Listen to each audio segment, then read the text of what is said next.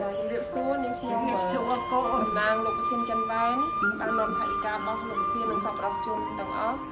បានមកជូនដល់លោកយាយធំដែលរស់នៅភូមិតលុកជ្រៃដើម្បីចានៅភូមិទឹកថ្លាដើម្បីជាការធ្វើបន់ធ្វើទានតក់ដល់ខែភ្លឺណាយាយចាយកមកជូនយាយឲ្យបានប្រសើរនេះថវិកាបន្តិចបន្តួចយាយដែរហើយយាយមានម្រៀលចាយាយហើយម្យ៉ាងទៀតថវិកាដែលបានមកនេះមានចាសប្បុរសជនតាមរយៈលោកប្រធានមានលោក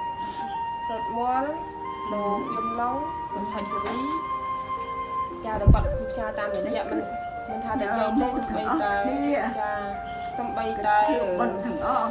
ចាស់ជរានៅខេត្តផ្សេងៗនៅទាំងប្រទេសនោះក៏គាត់បានជួយឧបត្ថម្ភជួយដែរមានជាអង្គ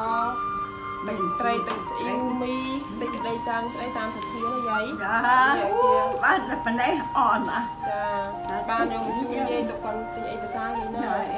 ទីជូនពោទៅកាន់សម្រាប់ជនណាយាយទៅដល់ធានច័ន្ទវ៉ែនលោកយឹមឡុងលោកសុនមលចាលោកថៃសេរី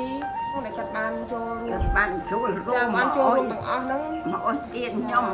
បានរស់ចាស់ហើយខ្ញុំអរគុណណាកូនអើយ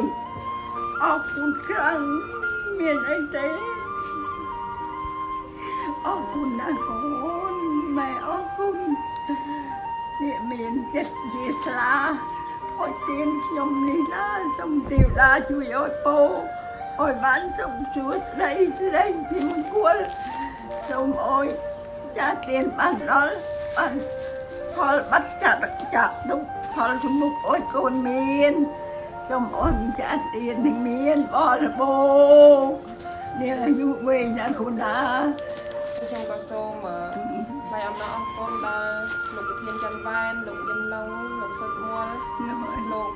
ថៃសេរីដែលបានចូលរួមឧបត្ថម្ភតាមរយៈនាងខ្ញុំយកមកជូនដល់លោកយាយសូមជូនពរដល់លោក